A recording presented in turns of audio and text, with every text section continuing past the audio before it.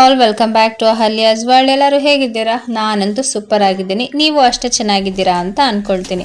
ಬರೀ ಏನಪ್ಪ ತಿನ್ನೋದೇ ತೋರಿಸ್ತಾ ಇದ್ದಾರೆ ಅಂತ ಅನ್ಕೋಬೇಡಿ, ಮುಂದಕ್ಕೆ ಇನ್ನೂ ಚೆನ್ನಾಗಿದೆ. ವ್ಲಾಗ್ನ ಪೂರ್ತಿ ನೋಡಿ. ನಿನ್ನೆ ತಂದಿದ್ದಂತಹ ತರಕಾರಿನೆಲ್ಲ ನಮ್ಮ ತರಕಾರಿ ಪುಟ್ಟಿಗೆ ಆರ್ಗನೈಸ್ ಮಾಡಿ ಇಟ್ಕೊತಾ ಇದ್ದೀನಿ.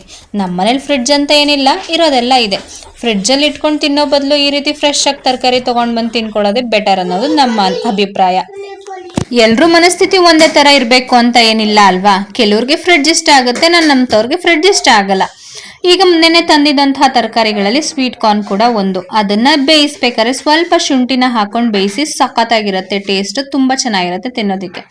ಹಾಗೆ ಬೆಳಗ್ಗೆ ನಾಷ್ಟಕ್ಕೆ ಬೇಬಿ ಕಾರ್ನ್ ಮತ್ತೆ ಕಾಬೂಲ್ ಕಡಲೆಕಾಳನ್ನ ಬಳಸಿ ಒಂದು ಒಳ್ಳೆ ಗ್ರೇವಿ ಮಾಡಿದ್ದೆ. ಇದನ್ನು ಕೂಡ ಅಪ್ಲೋಡ್ ಮಾಡಿದ್ದೀನಿ, ಐ ಕಾರ್ಡಲ್ಲಿ ಲಿಂಕ್ ಇಟ್ಟಿರ್ತೀನಿ, ಬೇಕು ಅಂದವರು ದಯವಿಟ್ಟು ಚೆಕ್ ಮಾಡಿ. ಸಿಂಪಲ್ ಆಗಿ ಟೇಸ್ಟಿಯಾಗಿ ಕ್ರೀಮಿ ಆಗಿರುತ್ತೆ. ಯಾವುದೇ ರೀತಿ ಫ್ರೆಶ್ ಕ್ರೀಮ್ ಬಳಸ್ತಂತೆ ಮಾಡಿರುವಂತಹ ಗ್ರೇವಿ ಇದು. ಒಂದ್ಸತಿ ಟ್ರೈ ಮಾಡಿ. ಅಕ್ಕಿ ಹಿಟ್ಟಿಗೆ ರೊಟ್ಟಿ ತಟ್ಟೋದಿಕ್ಕೆ ಅಂತ ಹೇಳ್ಬಿಟ್ಟು ಅಕ್ಕಿ ಹಿಟ್ಟು ಬಿಡಿಸ್ಬೇಕಾಗಿತ್ತು. ಹಾಗಾಗಿ ಅಕ್ಕಿನೆಲ್ಲ ತೊಳೆದಿಟ್ಕೋತಾ ಇದ್ದೀನಿ. ನನ್ನ ಟ್ರೈಪಾಡ್ ಮುರಿದೋಗಿರೋದ್ರಿಂದ ನನ್ನ ಮಗಳಿಗೆ ಹೆಲ್ಪ್ ಕೇಳಿದ್ರೆ ನೋಡಿ ಅವಳ ಬೆರಳು ಕೂಡ ಬರ್ತಾ ಇದೆ. ಈ ರೀತಿ ರೆಕಾರ್ಡ್ ಮಾಡ್ಕೊಟ್ಟಿದ್ದಾಳೆ. ಅಂತೂ ಇಂತೂ ಯಾವುದಕ್ಕೂ ಒಂದಕ್ಕೆ ಸಿಗಿಸ್ದೆ ಮೊಬೈಲ್ನ, ಸಿಗಿಸ್ಬಿಟ್ಟು ಪಾತ್ರೆ ತೊಳೆಯೋಣ ಅಂತ ಬಂದಿದ್ದೀನಿ.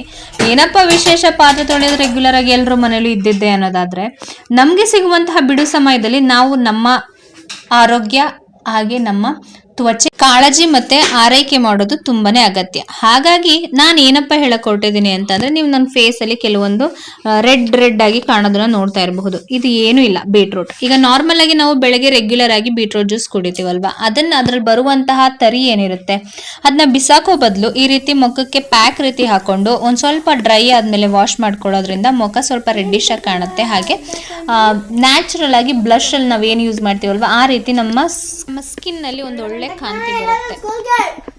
ನನ್ ಜೊತೆ ಮಗಳು ಕೂಡ ರೆಡಿ ಆಗ್ತಾ ಇದ್ಲು. ಎಕ್ಸಾಮ್ ಇದ್ದಿದ್ರಿಂದ ಮಧ್ಯಾಹ್ನ ಸ್ಕೂಲ್ ಇದ್ದಿತ್ತೊಳಗೆ ಸ್ಕೂಲಿಗೆ ಬಿಟ್ಬಿಟ್ಟು ಬಂದಿದ್ದೀನಿ. ಬಿಟ್ಟು ಬಂದ್ಮೇಲೆ ಪ್ಯಾಂಟ್ ನ ಕಟ್ ಮಾಡ್ಕೋಬೇಕಾಗಿತ್ತು. ನೆನ್ನೆ ವ್ಲಾಗ್ ಅಲ್ಲಿ ನೀವು ಟಾಪ್ ನ ಕಟ್ ಮಾಡಿರೋದು ನೋಡಿದ್ರಿ. ಈಗ ಪ್ಯಾಂಟ್ ನ ಕಟ್ ಮಾಡ್ತಾ ಇದ್ದೀನಿ.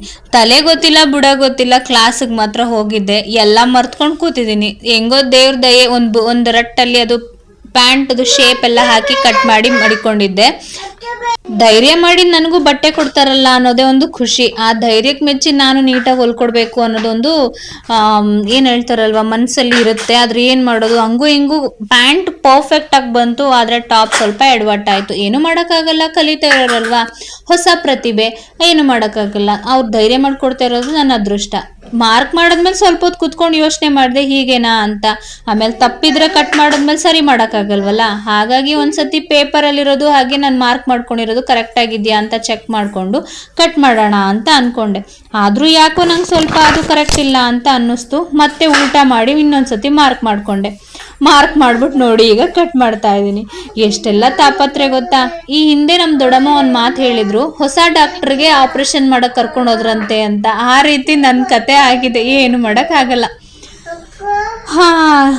ಇನ್ನೊಂದೇನಪ್ಪ ಹೇಳ್ಬೇಕು ಅಂತ ಅನ್ಕೊಂಡೆ ಅಂದ್ರೆ, ಪ್ರತಿಯೊಬ್ರು ಕೂಡ ಏನಾರು ಒಂದು ಕೈ ಕೆಲಸ ಅನ್ನೋದನ್ನ ಕಲ್ತೇ ಇರ್ಬೇಕು. ನೋಡಿ, ಭಯ ಪಟ್ಕೊಂಡಿದ್ರು ಕರೆಕ್ಟ್ ಆಗಿ ಕಟ್ ಮಾಡ್ಕೊಂಡಿದೀನಿ.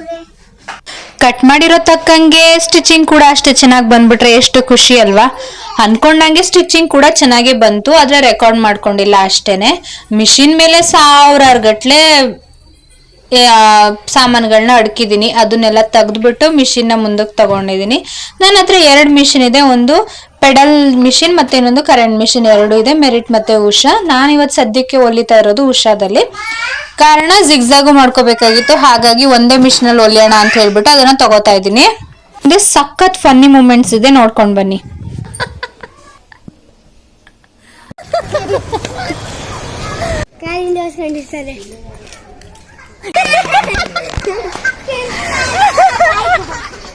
ಅವ್ರು ನಮ್ನ ಹುಡುಕಲ್ಲ ಅರ್ಪಿತಾ.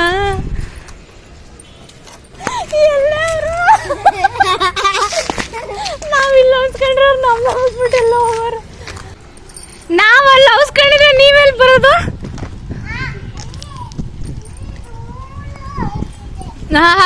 ಮೋಸ ಅಲ್ವಾ ಇದು? ನಾವಲ್ಲ ಹೊಸ್ಕೊಂಡಿದ್ವಿ ತಾನೆ, ನಮ್ನ ಹುಡುಕ್ಬೇಕು ತಾನೆ ನೀನು. ಏನಿಲ್ಲ,